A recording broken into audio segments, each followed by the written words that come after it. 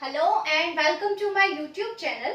बच्चों, last video में हमने जो टॉपिक पढ़ा था वो पढ़ा था ग्रिफिथ एक्सपेरिमेंट, जिससे ग्रिफिथ ने बहुत हद तक प्रूव कर दिया था that DNA is the genetic material. But फिर भी बहुत सारे साइंटिस्ट ने, बहुत सारे लोगों ने ग्रिफिथ के इस एक्सपेरिमेंट के रिजल्ट को एक्सेप्ट नहीं किया। एक और एक्सपेरिमेंट किया गया दो साइंटिस्ट के द्वारा। दो साइंटिस्ट थे, Alfred Hershey and Martha chase. This experiment was done in 1952 और इस एक्सपेरिमेंट के बाद ये प्रूव हो गया that DNA is the genetic material in most of the organisms। और कुछ वायरस हैं जिनको छोड़ दें तो बाकी सभी के अंदर DNA is the genetic material। जब आप अपनी एनसीईआरटी खोलोगे, इस एक्सपेरिमेंट को पढ़ोगे तो पहले ये लिखा होगा कि This experiment is an unequivocal proof that DNA is the genetic material। तो बहुत सारे बच्चे इस unequivocal वर्ड का मतलब पूछते हैं, तो इसका मतलब है unquestionable, मीन्स इसके बाद कोई क्वेश्चन ही नहीं बचता। इससे श्योर ये प्रूव हो गया that DNA is a genetic material। ठीक है, तो याद करना है। इस एक्सपेरिमेंट को जनरली पूछा जाता है एग्जाम में, आपके सीबीएसई इसको पूछती है बार बार। तो Hershey and chase experiment was done in 1952 और इस एक्सपेरिमेंट का जो कंक्लूजन रहा वो यही रहा कि डीएनए जेनेटिक मटेरियल है। और इस एक्सपेरिमेंट का एक और नाम है जो रेयरली पूछा जाता है बट फिर भी आपको याद कर लेना चाहिए। ब्लेंडिंग एक्सपेरिमेंट के नाम से भी इसको जाना जाता है, क्योंकि इसमें ब्लेंडिंग प्रोसेस यूज होती है जो हम आगे डिस्कस करेंगे। तो अभी के लिए हमें पहले क्या पढ़ना है कि मटेरियल्स क्या क्या यूज हुए, मींस क्या क्या चीजें हर्शे और चेज ने अपने एक्सपेरिमेंट के लिए यूज की। तो इन्होंने सबसे पहले एक बैक्टीरिया यूज किया और ये बैक्टीरिया कौन सा था? E coli, Escherichia coli. E coli stands for Escherichia coli. ठीक है, ये एक बैक्टीरियम है जो ह्यूमन इंटेस्टाइन में पाया जाता है and it is not harmful for us. ठीक है, दूसरा एक बैक्टीरियोफेज इन्होंने यूज किया। अब ये बैक्टीरियोफेज क्या होते हैं, वी विल डिस्कस इट। क्या है बैक्टीरियोफेज, और उस बैक्टीरियोफेज का नाम था T2। देखो, ई कोलाई बैक्टीरियम है और ये बैक्टीरियोफेज है। मैं बताती हूँ अभी क्या होगा। साथ में न्यूट्रिएंट मीडियम यूज करना पड़ेगा। देखो, जब भी हम किसी माइक्रोब को लैब में ग्रो कराते हैं तो हमें उसकी ग्रोथ के लिए जो जो चीजें चाहिए वो यूज करनी होती है। तो हम एक कल्चर मीडियम और एक न्यूट्रिएंट मीडियम तैयार करते हैं जिसमें हम माइक्रोब्स को ग्रो कराते हैं। तो इन्होंने भी ऑब्वियसली इनको बैक्टीरिया ग्रो कराने हैं तो इन्होंने न्यूट्रिएंट मीडियम यूज किया। बट इनके न्यूट्रिएंट मीडियम की खास बात क्या रही कि इन्होंने नॉर्मल फास्फोरस की जगह radio active isotope of phosphorus use किया और वो है P32।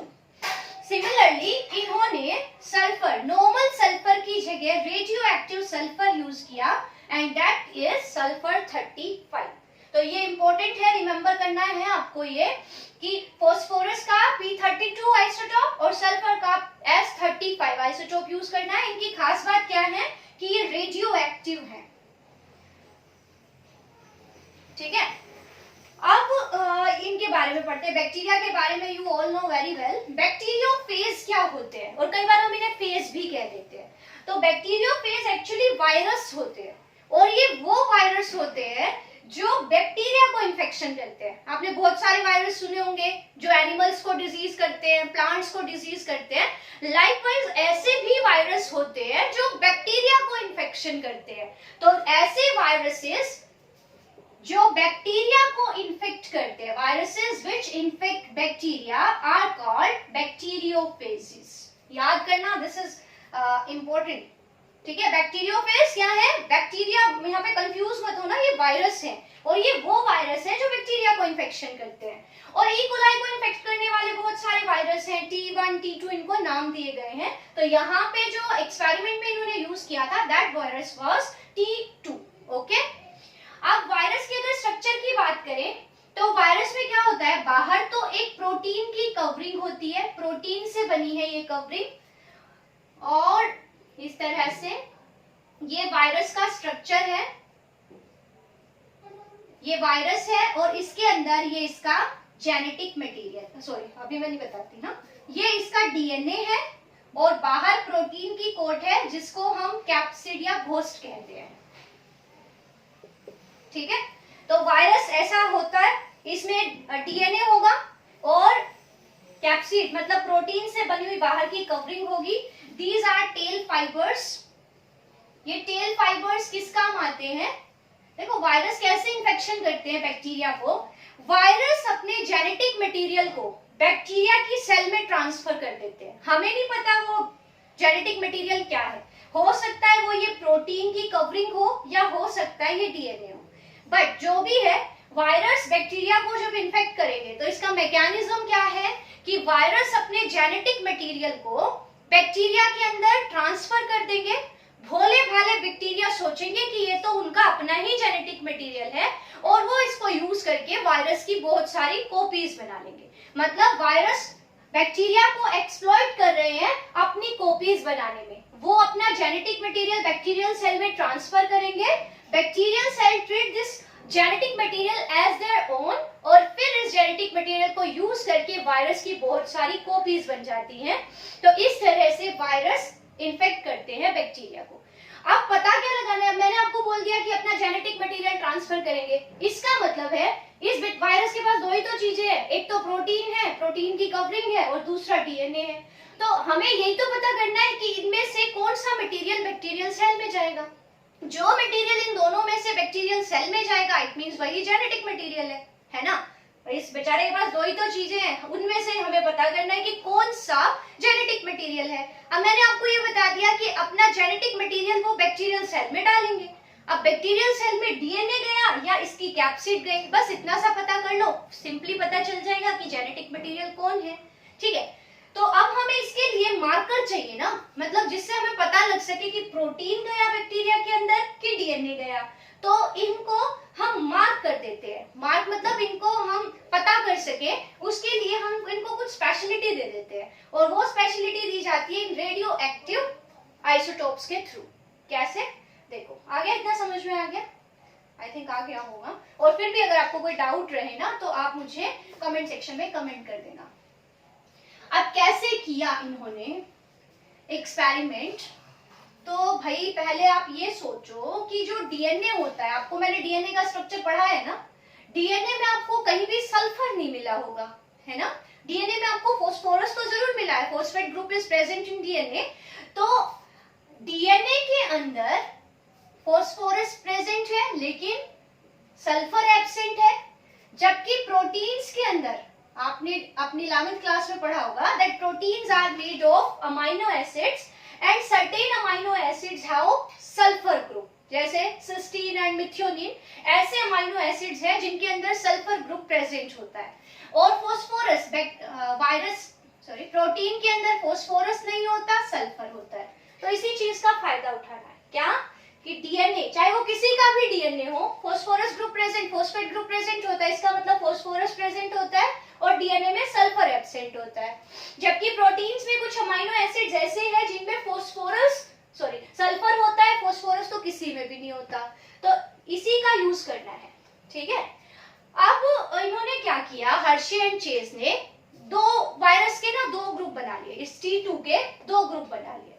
कुछ वायरस को तो इन्होंने रखा रेडियो एक्टिव फास्फोरस के साथ और दूसरे ग्रुप को इन्होंने रखा रेडियो एक्टिव सल्फर के साथ। तो इन्होंने अपने एक्सपेरिमेंट को करने के लिए दो ग्रुप्स बना लिए वायरस के।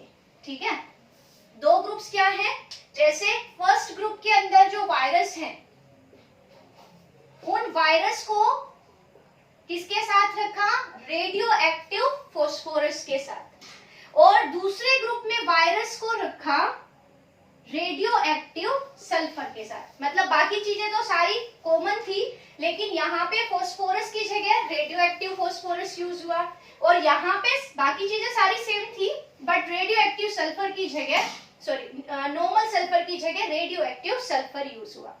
ठीक है, तो दो ग्रुप हो गए। पहले ग्रुप में जो T2 फेज और वायरस है उनको रेडियो एक्टिव फॉस्फेट के साथ रखना है और दूसरे ग्रुप में वायरस को रेडियो एक्टिव सल्फर के साथ रखना है।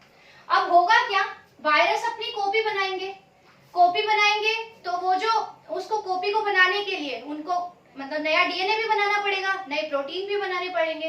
तो नए डीएनए को बनाने के लिए वो जो बाहर से फॉस्फेट यूज करेंगे वो कौन सा होगा, 32। इसका मतलब जो नए वायरस बनेंगे, new viruses, new viral progeny जो बनेगी, उनमें क्या प्रेजेंट होगा, radio active phosphate group present होगा। भाई यही तो होता है कि हम न्यूट्रिएंट मीडियम में जो चीज प्रोवाइड करेंगे वही तो लेके ऑर्गेनिज्म अपनी कॉपी बनाएगा।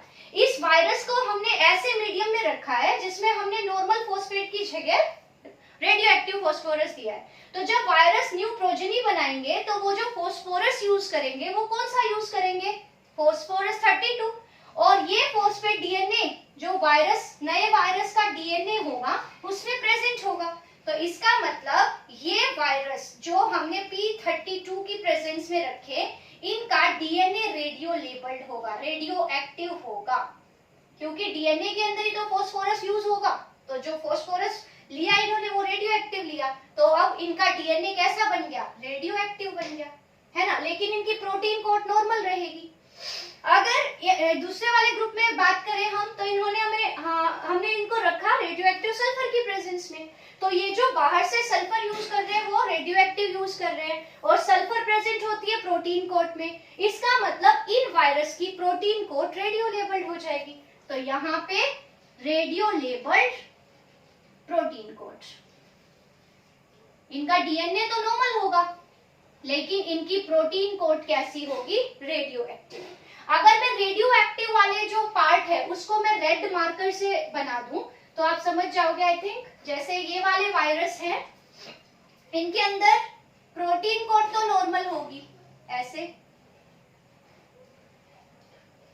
प्रोटीन कोड वही नॉर्मल वाली है, ठीक है, लेकिन इनका डीएनए कैसा हो गया, रेडियो लेबल्ड, ठीक है। इस वाले ग्रुप में उल्टा, कैसे, इनका प्रोटीन कोड तो हो गया रेडियो लेबल्ड, ठीक है, और इनका डीएनए कैसा रहा, नॉर्मल, है ना। तो हमारे पास दो तरह के वायरस मिल गए, एक वो वायरस जो रेडियो एक्टिव डीएनए है जिनका और नॉर्मल प्रोटीन कोड है, दूसरी तरफ हमारे वो वायरस है जिनका डीएनए तो नॉर्मल है लेकिन उनकी प्रोटीन कोड में रेडियो एक्टिविटी है। अब हमें यही पता करना है, अगर बैक्टीरिया, देखो इन वायरस से हम बैक्टीरिया को इन्फेक्शन कराएंगे, तो अगर उन बैक्टीरिया के अंदर, अगर सपोज इस वाले से इन्फेक्शन कराया, तो अगर बैक्टीरिया के अंदर डीएनए जाएगा तो बैक्टीरिया रेडियो लेबल बन जाएगा, इसका मतलब डीएनए गया।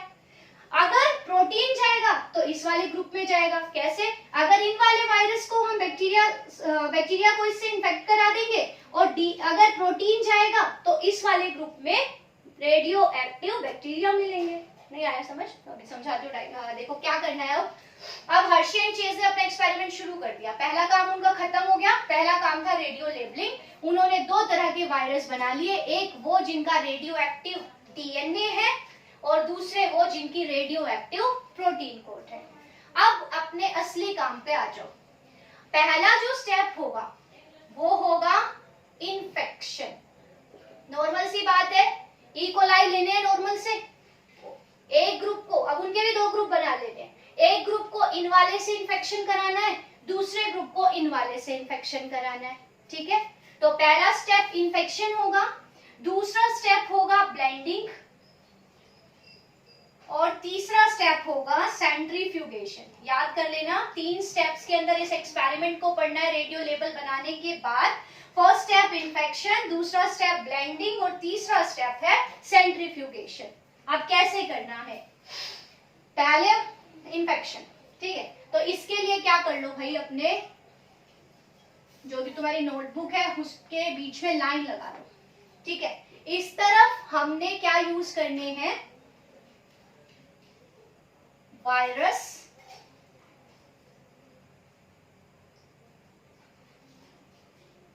ठीक है, इन वायरस का रेडियो एक्टिव डीएनए।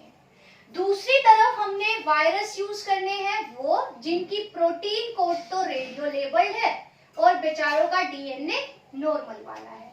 ये इनका नॉर्मल डीएनए है, this is radio active DNA, ठीक है, this is radio active protein code.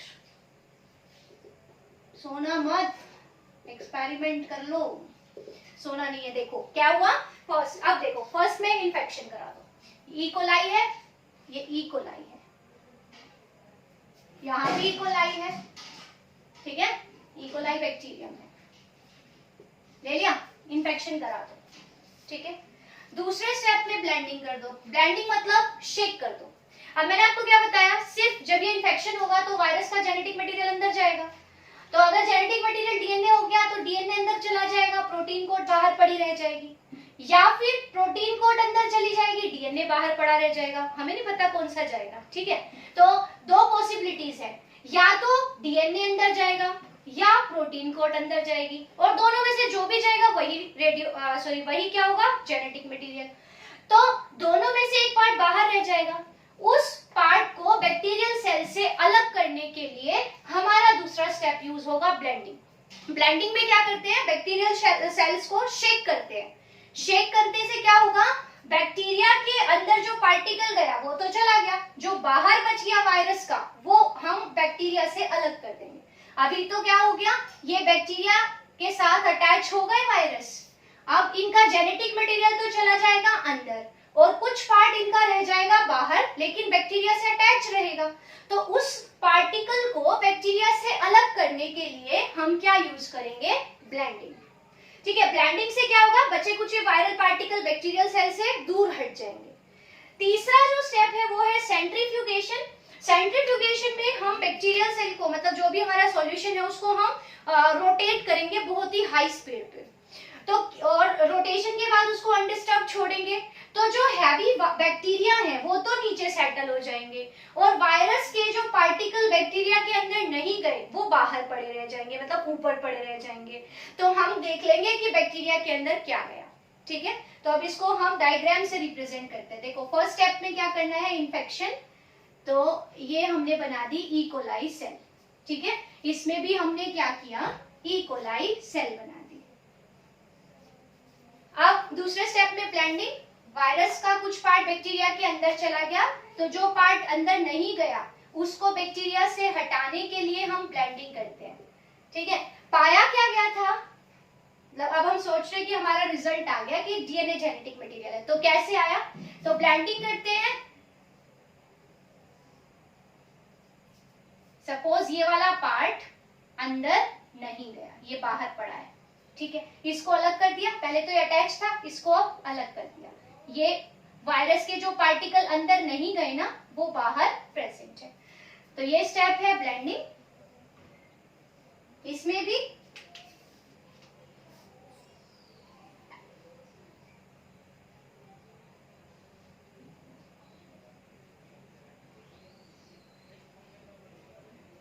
ठीक है, तो ये स्टेप ब्लेंडिंग का क्या यूज होगा, इसमें हम बैक्टीरियल सेल को शेक करेंगे, तो वायरस के जो पार्टिकल बैक्टीरिया के अंदर नहीं गए वो बाहर प्रेजेंट होंगे और वो बैक्टीरिया से अटैच होंगे, वो दूर हट जाएंगे।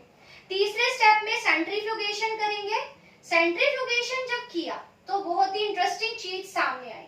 सेंट्रीफ्यूगेशन में क्या सामने आया, मैं फर्स्ट स्टेप मिटा के ऊपर लिख देती हूँ। जब हमने सेंट्रीफ्यूग किया तो सपोज ये हमारा सॉल्यूशन है जिसमें हमने रोटेशन दिया, तो अब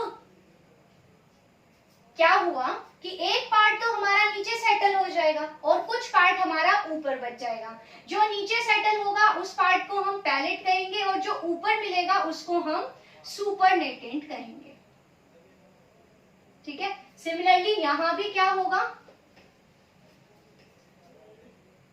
ये सॉल्यूशन है हमारा जिसमें हमने सेंट्रीफ्यूगेशन किया, ये वाला जो पार्ट नीचे सेटल होगा वो पैलेट और जो ऊपर फ्लोटिंग पार्टिकल्स होंगे वो क्या होंगे, सुपरनेटेंट, ठीक है।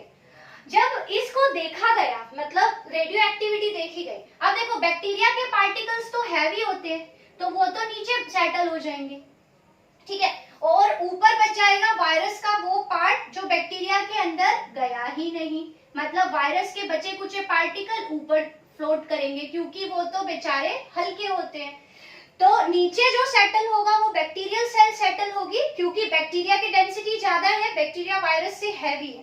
तो बैक्टीरियल सेल तो पैलेट वाले पोर्शन में मिलेगी, और वायरस के पार्टिकल्स हमें कहाँ मिलेंगे? फ्लोटिंग ऊपर वाले रीजन में, सुपरनेटेंट में। सिमिलरली यहाँ भी क्या मिलेगा? नीचे बैक्टीरिया और ऊपर वायरस के पार्टिकल्स मिलेंगे। तो देखा क्या गया भाई कि ऊपर जो सुपरनेटेंट है, इस वाले में बात करें तो क्या देखा गया, जो सुपरनेटेंट है उसके अंदर there was no radioactivity, मतलब सुपरनेटेंट वाले पार्ट में यानी वायरस वाले पार्ट में रेडियो एक्टिविटी नहीं थी। बट बैक्टीरिया वाले पार्ट में आपको रेडियो एक्टिविटी मिली, मतलब radioactivity was observed in bacterial cell. तो नीचे पैलेट वाले पोर्शन में रेडियो एक्टिविटी डिटेक्ट हुई और सुपरनेटेंट वाले पार्ट में there was no radioactivity. यहाँ पे इस वाले ग्रुप में क्या हुआ, सुपरनेटेंट वाले रीजन में रेडियो एक्टिविटी डिटेक्ट हुई और नीचे वाले पैलेट में रेडियो एक्टिविटी डिटेक्ट नहीं हुई। तो इससे क्या पता चलता है? देखो इस वाले ग्रुप में हमने क्या किया था, जो वायरस लिए थे वो ऐसे लिए थे जिनका डीएनए रेडियो एक्टिव था। तो इसका मतलब बैक्टीरिया के अंदर रेडियो एक्टिविटी कहां से आई? बैक्टीरिया तो नॉर्मल लिए थे ना, इसका मतलब जो वायरस था उसका रेडियो एक्टिव डीएनए बैक्टीरिया के अंदर चला गया, तभी तो बेचारे बैक्टीरिया भी रेडियो एक्टिव बन गए, है ना। इस वाले में प्रोटीन कोट रेडियो एक्टिव थी और डीएनए नॉर्मल था। तो अगर नॉर्मल डीएनए बैक्टीरिया में जाएगा तो बैक्टीरिया रेडियो एक्टिव नहीं मिलेंगे, लेकिन प्रोटीन कोट ऊपर फ्लोट कर रही है, इसका मतलब ऊपर रीजन में आपको रेडियो एक्टिविटी मिलेगी। तो बैक्टीरिया के अंदर रेडियो एक्टिविटी होना इस वाले पार्ट में, इस वाले ग्रुप में बैक्टीरिया रेडियो लेबल कैसे बन गए? क्योंकि वो पहले तो नॉर्मल थे और हमने जो रेडियो एक्टिविटी ली थी वो सिर्फ डीएनए के अंदर देखी थी। इसका मतलब वायरस का डीएनए बैक्टीरिया के अंदर चला गया, तभी तो बैक्टीरिया क्या बन गए? Radio active. इस वाले में डीएनए तो नॉर्मल था, प्रोटीन कोट नॉर्मल नहीं थी, रेडियो एक्टिव थी। और ऊपर वाले पोर्शन में जहां वायरस के पार्टिकल्स हैं वहां हमें रेडियो एक्टिविटी मिली और नीचे बैक्टीरिया नॉर्मल थे, इसका मतलब प्रोटीन कोट ऊपर रह गए, है ना। तो इस एक्सपेरिमेंट का जो कंक्लूजन निकला, कंक्लूजन क्या आया? Conclusion was DNA of virus, यहां वायरस कौन सा? T2 was transferred to E. coli, है ना। इसका मतलब E. coli के अंदर वायरस का क्या गया? DNA. So conclusion is DNA is the genetic material. ठीक है, समझ में आ गया क्या? बता देना जरा कमेंट में मुझे। ठीक है, तो इस एक्सपेरिमेंट से पता चल गया कि वायरस से जो पार्टिकल बैक्टीरिया में गया और जिसने बैक्टीरिया को इन्फेक्ट किया वो particle was DNA and not the protein coat और capsid of the bacteria, sorry virus. तो पहले माना जाता था कि प्रोटीन जाते होंगे, बट इस एक्सपेरिमेंट से पता चल गया कि प्रोटीन तो ऊपर ही फ्लोट कर रहे हैं, यहाँ भी और यहाँ भी, लेकिन डीएनए बैक्टीरिया के अंदर गया वायरस का। तो इस एक्सपेरिमेंट से ये प्रूव हो जाता है कि DNA is the genetic material. इस टॉपिक से रिलेटेड आपको जो भी डाउट हो वो आप मुझे कमेंट सेक्शन में कमेंट करके पूछ सकते हो। और अब हम आगे के टॉपिक्स में कवर करेंगे पैकेजिंग ऑफ डीएनए और डीएनए कैसे अपने आप को सेल में एक्सप्रेस करता है। ठीक है, सो इसके लिए आप ये एक्सपेरिमेंट बहुत अच्छे से याद करना। इसमें ब्लेंडिंग एक्सपेरिमेंट भी हम इसे कहते हैं क्योंकि इसमें ब्लेंडिंग स्टेप यूज होता है। सो कंफ्यूज मत होना वेदर यू आर आस्क्ड